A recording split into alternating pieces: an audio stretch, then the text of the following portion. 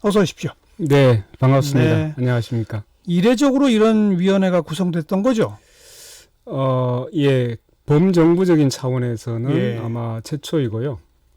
근데 이런 이제 시민사회 쪽에서 추천하는 전문가들이 참여하는 진상조사위원회는 예를 들면 2016년에 구의역 김군 네, 사고 때 서울시에서 진상규명위를 만든 적이 있고, 그리고 이제 아마 집배 노동자들이 과로사나 예. 과로 자살이 많았었죠. 예. 또 비슷한 이제 추진단, 뭐 또 조선소에 그 사망 사고 많았잖아요. 하청 노동자들. 그래서 이제 조선소에도 진상조사단이 노동부 차원에서 네, 네. 만들어진 예는 있는데, 국무총리 즉 범정부 차원에서 만들어진 것은 아마 처음이라고. 이번엔 처음일 총리 겁니다. 지시로 만들어진 거죠. 예, 이게 국무총리 훈령 그렇죠. 737호에 근거해서 만들어진 겁니다. 그래서 위원회 구성이 어떻게 됐습니까? 위원회 구성은 이제 그 조사위원으로 16명, 노동, 안전, 보건 분야의 전문가들, 이제 특히 그 시민대책위하고 유족이 추천하고 또 일부는 이제 정부가 추천하는 예, 예. 16명 위원들이 있었고요. 그리고 이제 자문위원이 23명, 또 전문가들이 한 13명 이렇게 해서 전체적으로 보면 한 40명 이상이 네. 이 조사에 참여를 했었습니다. 16명의 위원은 전원 그럼 민간입니까? 정부 위원은 없고요. 이제 정부 추천 중에 보면 그 대부분 민간인입니다. 정부 추천도. 네, 네. 그래서 실제로는 시민대책이나 정부가 추천하긴 했는데 대부분 이제 민간인들로 구성이 됐고, 네. 그렇습니다. 네. 조사가 4개월 정도 이루어졌는데, 예, 그 2019년 4월 3일 날 출범을 했고, 예, 발표가 8월 19일이니까 한 4개월 보름 정도 진행을 하고 발표를 하게 됐죠. 네. 제가 그 연초 기억을 해보면 총리가 훈령까지 내고 뭐 지시를 해서 조사를 하도록 했는데 네. 현장에 다가가질 못한다. 막 이랬었던 기억이 있는데 예. 이 4월 3일 이후에는 제대로 좀 조사가 됐습니까? 뭐 그전에는 이제 정식으로 조사 기구가 뜨기 전이었고, 그리고 이제 저희들도 4월 3일 출범해서 이제 본격적으로 5월 달부터 네. 조사에 들어가기 시작했죠. 네. 그런데 5월 한 중순 넘어서 이제 우리가 현장에 설문조사를 시작한 시점에서 예. 발전사에서 조사방해 사건이 또 발생을 했었죠. 어떻게 방해를 했어요? 이제 그 최초에는 우리 직원들, 발전사 그리고 이제 협력사들 있죠. 노동자들을 대상으로 해서 서면으로 설문조사를 이제 하려고 했는데, 네. 뭐 예를 들면 모범 답안지를 만들어서 내부적으로 배포하기도 하고, 또 현장에 가서 이제 노동자들하고 면접 조사를 해야 되잖아요. 예. 그러면 종전에 그 면접 조사한 내용을 일일이 이제 보고서 형태로 작성을 해서 다음 이제 예정되는 발전소에 미리 이제 배포를 해서 어떤 면담 내용을 미리 숙지를 하고 들어가게 하는 뭐 이런 이제 사안들도 발생했었죠. 네. 그래서 조사방에 대해서 이제 강하게 그 경고를 하고 문제 제기하고 실제로 이제 그 산업부하고 노동부가 예. 감사관을 편성해서 그 이제 조사방에 대해서 감사까지 진행을 했습니다. 그러면 이번에는 좀 제대로 조사가 됐다라고 말할 수 있는 겁니까? 조사방해에 대한 경고 이후에 실제로 이제 발전사나 다른 쪽에서는 조사방해를 할 엄두를 내기가 어려웠었죠. 예. 그래서 다행입니다. 전화위복이었던 것 같습니다. 네. 지난주 그 발표 내용 제가 좀 기억나는 게 그 처음 사고가 나고서는 그 김용균 씨가 개인의 잘못으로 부주의해서 뭐 내지는 업무 매뉴얼을 제대로 지키지 않아서 사망했다. 근데 조사해 보니 업무 매뉴얼을 너무 충실히 잘 따라서 사망했다. 이런 게 지금 머릿속에 딱 기억이 나거든요. 예, 그 이제 제가 간사를 하면서 저도 처음에 의문이 도대체 왜 그 밀폐함 안에 그 점검구 안으로 거기가 보면 빛이 안 들어오는 곳입니다. 네. 그래서 굉장히 어두운 곳인데 그 안에 이제 저도 들어가 봤는데 벨트가 굉장히 빠른 속도로 이렇게 지나가고 롤러하고 이제 이 접점이 되는 가깝습니다. 그래서 굉장히 위험 지점인데 컨베이어 벨트의 거의 끝 부분이네요. 예, 그러니까 롤러에 딱 접혀지는 벨트하고 이렇게 이제 합쳐지는 지점이 가깝습니다. 근데 저도 의문이 왜 저길 들어갔을까에 대한 의문이었습니다. 그런데 이제 작업 집신서라든가 또는 운전 절차서 이런 것들을 이제 쭉 검토를 해보니까 기본적으로 이 컨베이어 벨트가 돌아가면 이제 이 롤러 같은 데는 베어링 같은 게 있죠. 그래서 오래 돌아가게 되면 과열되어서 열이 나죠. 망가지게 돼 있어요. 그러니까 이제 항상 그 컨베이어 벨트 이제 이 김용균 씨가 컨베이어 벨트 현장 운전원이었어요. 그래서 이제 현장을 쭉 걸어다니면서 이 컨베이어 벨트 이상이 있는지 없는지 또 컨베이어 벨트 밑에 낙탄이 떨어져 가지고 이게 쌓이면 이제 롤러나 컨베이어 벨트 닿게 되죠. 당연하죠. 그래서 이걸 이제 제거하는 이런 이제 작업을 하는 업무였는데 보니까 항상 이제 이 낙탄이 문제가 되니까 이것을 벨트에 지장을 주지 않도록 운전 중에 제거하도록 되어 있었습니다.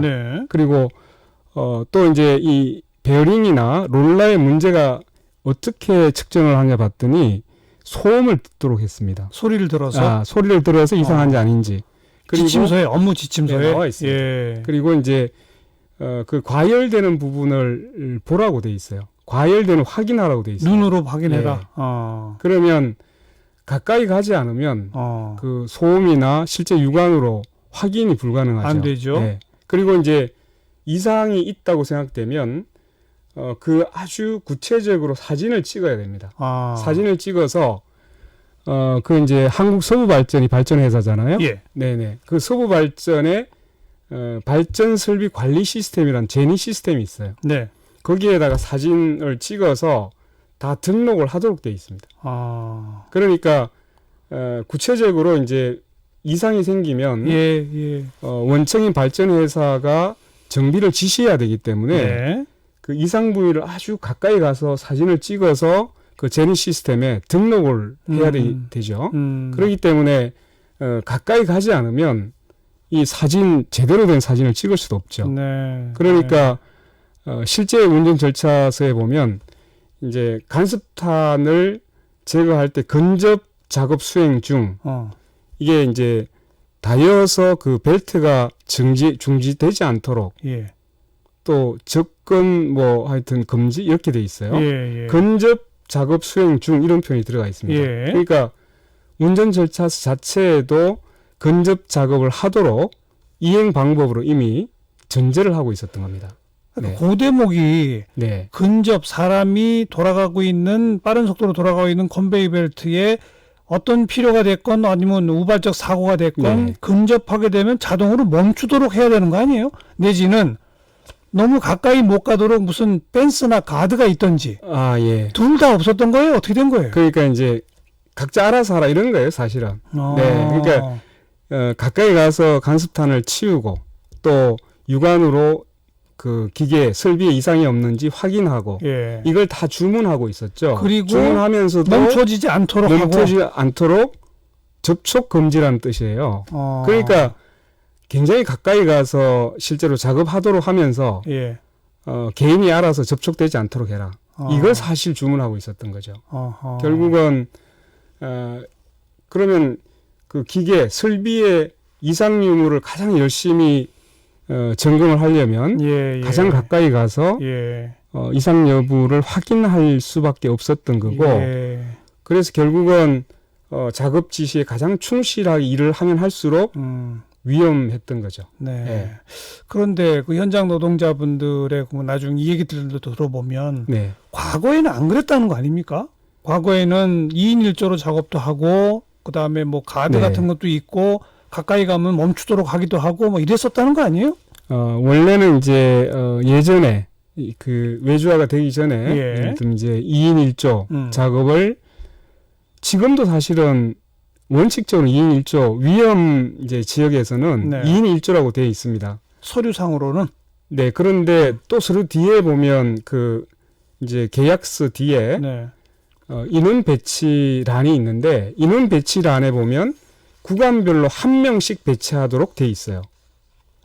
원칙은 2인 1조인데 실제로 이제 인원 배치할 때는 한 명씩 구간마다 한 명씩 배치하도록 돼 있습니다. 그러니까 실제로는 말이 안 되네요. 예, 그러니까 말만 2인 1조 그러니까요. 원칙을 해놓고 실제 인원 배치는 구간별 1명. 예, 발전회사하고 계약된 계약서 상에 예. 구간별 한 명 배치도록 했기 때문에 예.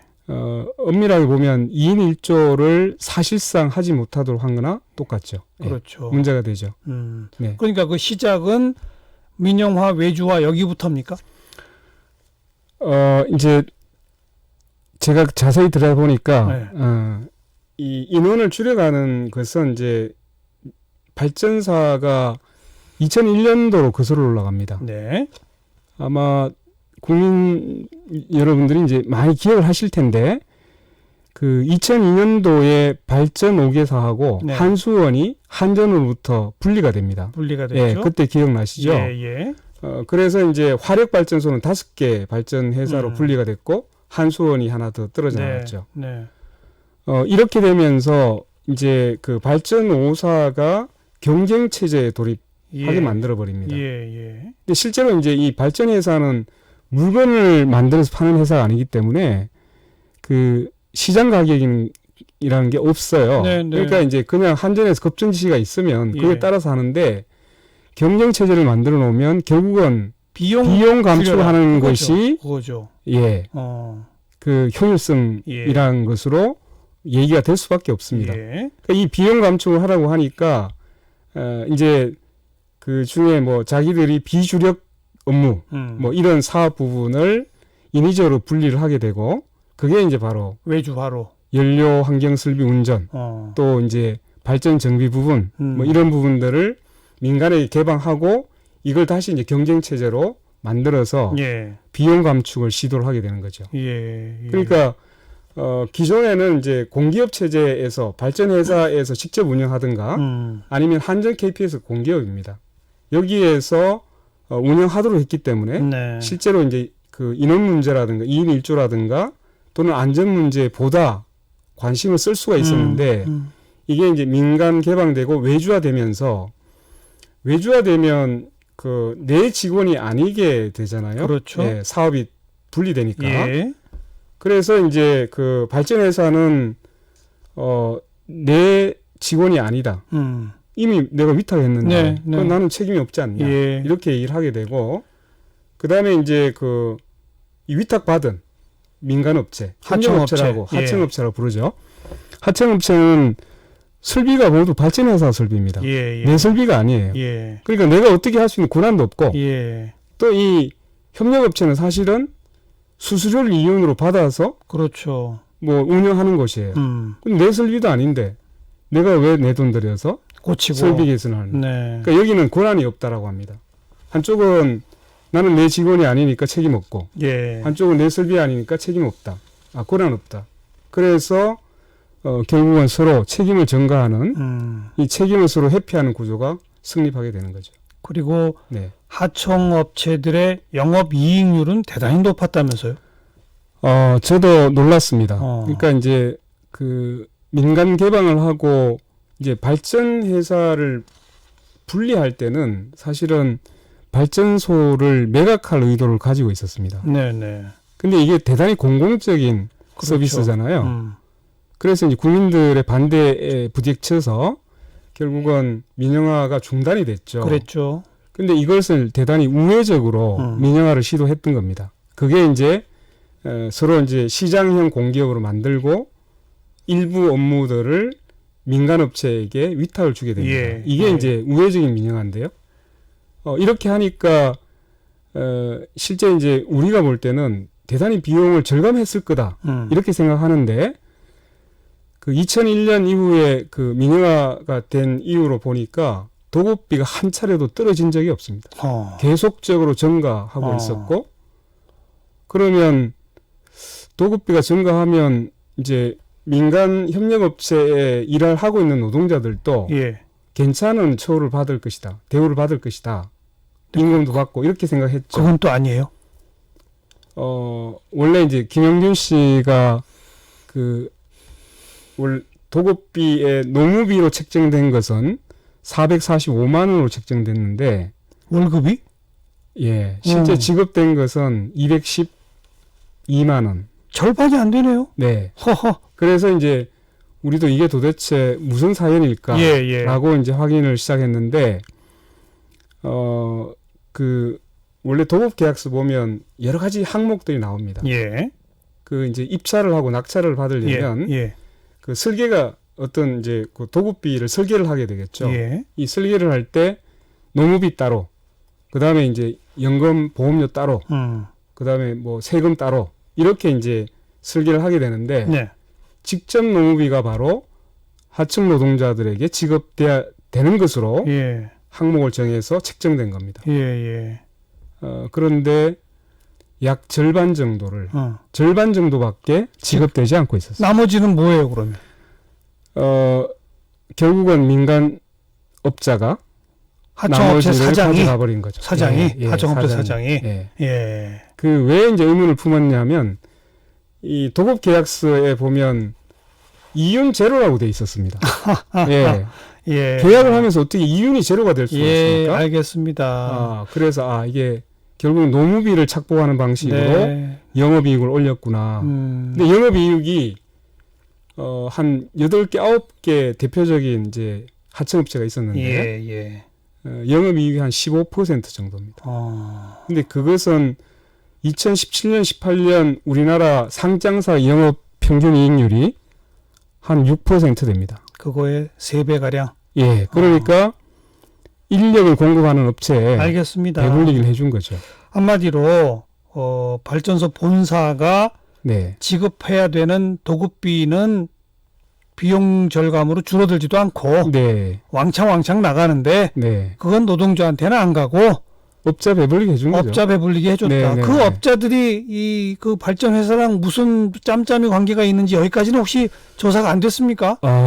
이제 애초에는 이제 이게 2005년도에 그 정부가 이 각 그 5개 발전사에게 민간 정비업체를 육성하라고 강제적으로 정책을 시행합니다. 그러니까 실제로 보면 그 연료환경설비 운전이나 또는 경상정비 업무가 민간 개방되는 과정은 시장 논리에 의해서 된 게 아닙니다. 정부가 강제적으로 인위적으로 하다 보니까 처음에는 다 이제 그 발전회사가 같이 참여해서 민간업체를 만들고 이거를 이제 그 결국은 굉장히 많은 이익을 남기고 사모펀드나 이런 데 팔아먹습니다. 사모펀드에다가? 지금 이제 대부분의 그 업체들의 주요 주주가 사모펀드 이런 데가 들어와 있습니다. 그럼 맨 처음 만들고 할 때는 혹시 그 발전회사 있다가 퇴직하신 분들이 가서 만들고 이러지 않았나요? 맞습니다. 그죠? 뭐 불을 보듯 뻔해요. 그러니까 이제 퇴직자, 왜냐하면 또 이 그 운전 업무나 정비 발전소의 정비 업무라는 것이 거기에 경험 있는 사람들이 또 가야 되잖아요. 그렇죠. 그러니까 결국은 발전회사에서 일을 하던 이제 퇴직자들을 주로 또 그러니까요. 그분들이 나가서 만들고 그 영업이익이 대단히 많이 발생할 수밖에 없도록 사업 구조를 만들어 놓으면 사모펀드가 군침을 가지고 달려들고 그럼 비싼 값에 팔고 또 그분들은 딱 튀는 거고 그런 거 아니겠습니까? 그러니까 민간 경쟁 체제라는 것이 결국은 이제 우리가 입찰을 서로 경쟁하게 하잖아요. 근데 한 번 입찰된 업체가 그 이후에도 계속합니다. 결국은 사모펀드라는 것은 이익이 보장이 안 되면 들어오지는 않습니다. 절대 안 들어오죠. 그러니까 3년 단위로 단기 계약 입찰을 하는데 이게 지속될 거라는 것을 이미 알고 있었던 거죠. 알겠어요. 조사 결과 그래서 뭐 제도 개선 뭐 등등 요청도 하지 않았습니까? 법도 바꿀 것도 있다라고 하고 근데 그게 실현돼야 되잖아요. 실현돼야죠. 그게 됩니까? 이제 우리가 대단히 위험하게 보고 있는 것은 지금 이런 이제 민영화를 통한 외주화가 결국 이제 원하청 구조를 만들어내고 이 원하청 구조에서는 서로 아까 제가 설명드렸듯이 한 사람은 내가 네 사장 나는 너의 사장이 아니에요. 이래저래 해서 안전이 소홀히 되고 책임이 사고 나고 나옵니다. 이게 결국 원하층 구조를 그대로 두고는 해소가 되지 않습니다. 그러니까요. 그러면 앞으로 언제 또 네. 이런 사고가 터질지 모르기 때문에 지금 아마 문재인 정부는 2022년에 산재 사망률을 지금의 60%까지 60% 낮추겠다라고 했거든요. 그러려면 이 안전을 위험에 빠뜨리는 이 구조를 해소하지 않고는 방법이 없다는 생각이 들고. 그러니까 바람직한 대안까지 제시하셨는데 네. 그게 실행이 옮겨지도록 누가 강제해야 될 거 아니냐 이 말입니다. 지금 이제 원래 2월 5일 날 당정 TF에서 발표를 했었어요. 그때 보면 이제 석탄 화력 발전소 특별노동안전위원회가 조사를 하고 그 내용의 권고를 수용한다는 문구가 들어가 있습니다. 수용한다고? 예. 그리고 우리 이제 출범을 할 때 국무총리가 직접 이제 위촉장을 주는 그때가 아마 4월 중순이었는데 권고안이 나오면 하겠다. 적극적으로 수용하겠다라고 약속을 했었죠. 알겠습니다. 총리의 그 약속 진짜 지켜지는지 저희가 눈을 부릅뜨고 한번 지켜보겠습니다. 뭐 그냥 조사만 해서 발표만 하면 뭐합니까? 그래서 이행을 더 하면 이행점검위원회를 국무총리 산하에 둬야 됩니다. 그렇죠. 그걸 두지 않으면 실제로 이게 추진력을 갖기가 대단히 어렵습니다. 그럼 당장 이행점검위원회 구성하는지부터 봅시다. 네네. 권고안에 들어가 있습니다. 네. 특별노동안전조사위원회 권영국 변호사, 간사 역할 맡으셨던 권영국 변호사였습니다. 고맙습니다. 네, 감사합니다.